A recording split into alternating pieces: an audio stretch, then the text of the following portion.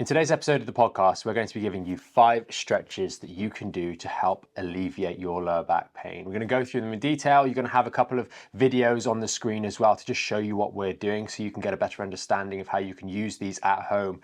And really, when you're doing these stretches at home, you can do them multiple times a day. Why? Because they are relieving the strain that builds up from daily life on your lower back. So with that out of the way, let's get into the first one, and it is the lumbar towel exercise. And what we're doing here is we're going to be using this rolled up towel around about 3 or 4 inches in diameter, and we're placing that to support the natural backward bending curve in the lumbar spine. And you're going to lie over this towel for around about 3 to 5 minutes at a time, and then popping yourself off. And what this is doing is it's taking pressure off the discs in your lower back, particularly if we place it correctly.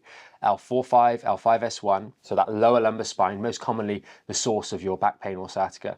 It's also taking strain off the ligaments and the muscles on the back part of your spine, which often feel tight and tense. People make the mistake of stretching these out more rather than actually taking them off strain because they're stretched all day when you're sat down. So this is an absolutely fantastic one. You've got to make sure that when you get off, you roll to the side. That's very, very important, because otherwise, if you just lift your bum up or you twist your spine, it's just not going to be a pleasant experience. So make sure you roll to the side like we're showing you on the screen right now or in a moment, just so you can understand that how you finish after doing one of these exercises is almost as important as how you do the exercise itself, to make sure that it's effective for you and you don't undo some of the stuff that you've done while you've done the actual stretch itself. Another great tip on all of these is avoid rounding your lower back right afterwards, because again, you're kind of undoing the good work that you've done. So as I said, you're going to do this 3 minutes to 5 minutes for most of you. Some of you might want to start off at 20 seconds to begin with, 20, 30 seconds to begin with, and you can do this a couple times a day. The next stretch is the bed decompression stretch. And this is a great one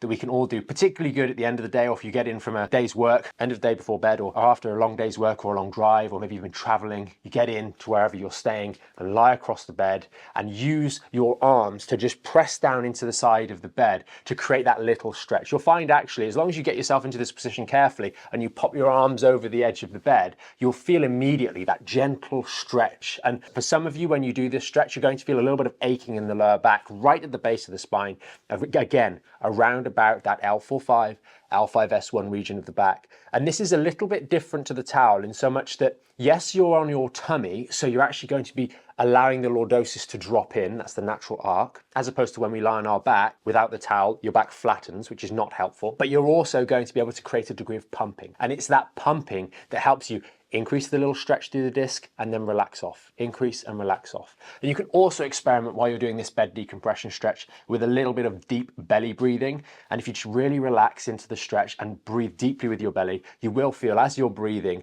you just get a little bit more stretch happening through that lower back. So it's quite a nice one, very, very gentle and very easy for you to control the degree to which you're actually pulling on the lower back or creating that decompression. Again, we're going to do this for around about 20 seconds if you're a bit nervous and you haven't done it before, but really 3 to 5 minutes at a time. And again, don't just jump up straight afterwards. Roll onto your side, give yourself a moment, and then you can pop yourself up. Remember, how we finish again, it's worth repeating, is just as important as what we're doing when we're doing the actual stretch. The third stretch is done by the bed. So you can do this by the bed, you can do it by a chair. And this is similar to the bed decompression, but just in a slightly different position. If you're particularly acute, it might actually be easier for you to just kneel down next to the bed or the sofa. And what you're doing, just like I'm sat here, you're resting your forearms on the edge of the bed, creating a straddle support on the edge of the bed or on the edge of the chair that you're using. You can even do it at the dining table as I'm sat here, and you're gently just lifting through your arms to create a little bit of decompression through that lower back. So you're not actually putting any pressure on your back when you're doing the stretch, and you hold your body weight on your arms and then you relax off a little bit. You hold and then you relax off a little bit. And as I said, this is maybe a little bit easier to get into and out of if you're particularly acute. So you can get some of that decompression in the relatively upright position, and then maybe you can work on to doing something like the towel or something like the bed decompression afterwards to really reinforce what you've done here. But again, same rules apply. This one's a little bit easier to get straight stuck into. You don't need to be quite as cautious because once you're there, you're there. But really, 3 to 5 minutes, if you want to, you can even play on your phone while you're doing this one. Just getting that little bit of stretch and easing off can work absolutely wonderfully, really, to take that pressure off those discs, especially if you're experiencing symptoms of sciatica or there's a lot of inflammation down there. It can really, really help. Now, These first three that we've just covered are all about stretching the lower back specifically at the source of injury. And not doing incorrect exercises like the sorts of knee hugs, pelvic tucks, and all of that sort of stuff.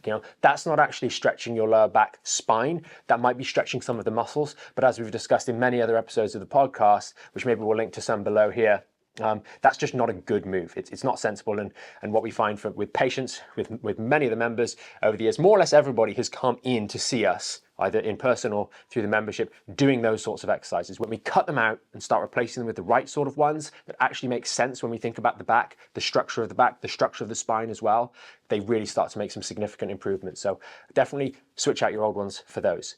Now, the second part of stretching, so to speak, or stretching for the back, is actually working more through the hips. And if your hips are really, really tight, as so often are, again, we think about that lower section of the lumbar spine, L4-5 and L5-S1, which you may have had some MRIs or imaging and diagnoses saying there's something going on down there, name the condition. You're going to get a degree of referral.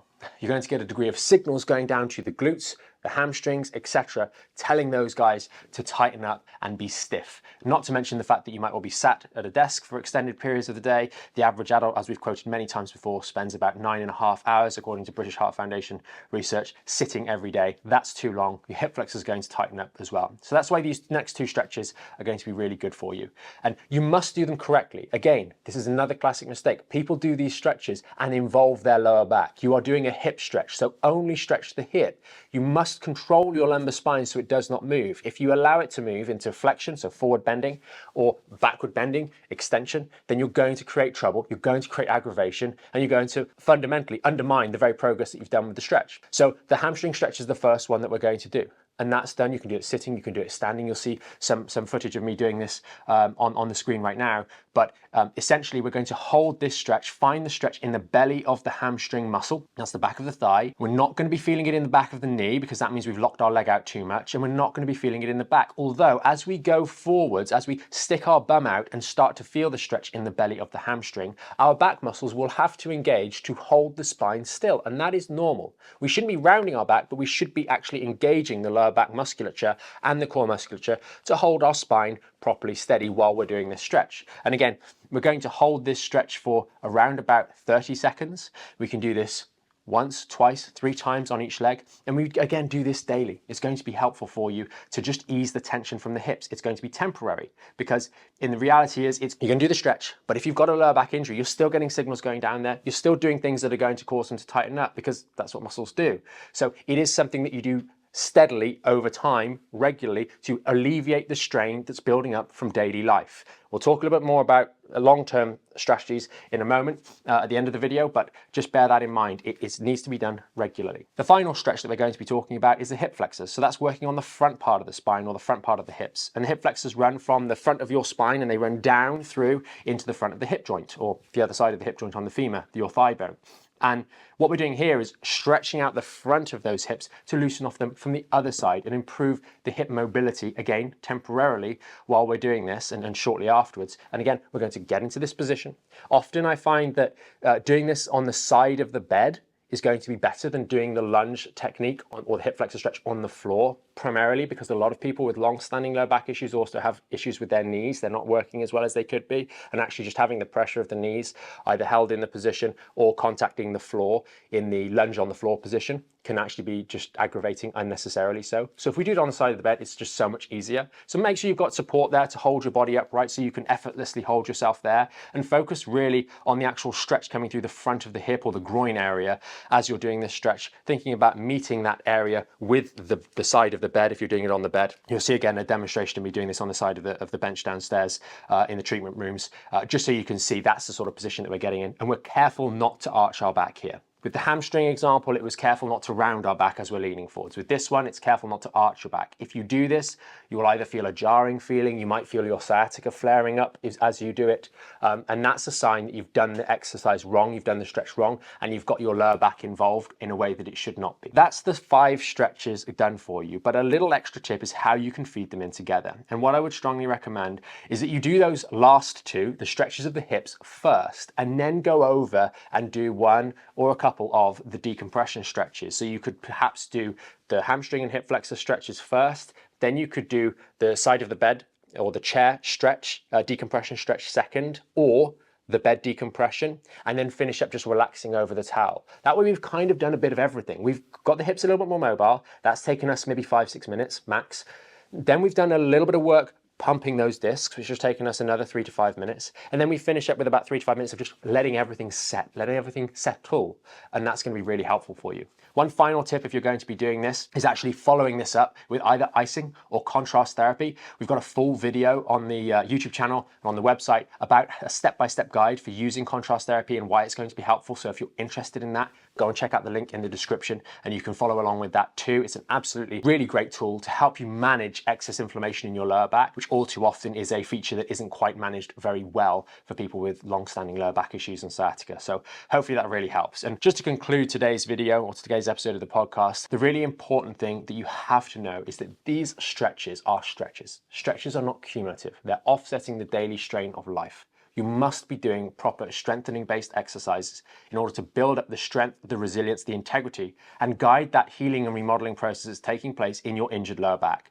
That way, the injury in the lower back can be properly rehabilitated, strengthened back up, reorientated or reintroduced into the surrounding structures, and we can build back a strong lumbar spine so that the risk of re-aggravation, flare-ups, etc., is going to be reduced dramatically, and ever more so as you continue to make progress on that strengthening front. If you want a little bit more help with that, then there's a video linked in the description, the full Back in Shape Masterclass, where we go through in an 80-minute video, step-by-step instructions on how you can progress this stuff effectively and safely for you, and you can follow that along from home. We also, of course, have the membership to the full Back in Shape program, which again, link in the description. You can learn a little bit more about that as well. That's where we help you with the full program, step-by-step, through the phases, phase 1 to 4, as well as various bits and pieces and support from us and the team here, live Q&As, etc. So you can check that out again in the link in the description if you're interested there. Hopefully you found this video or this episode of the podcast helpful.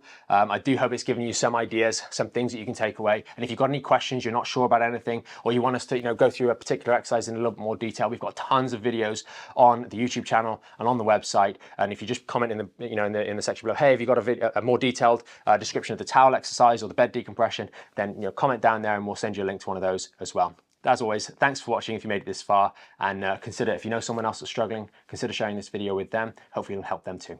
See you next time.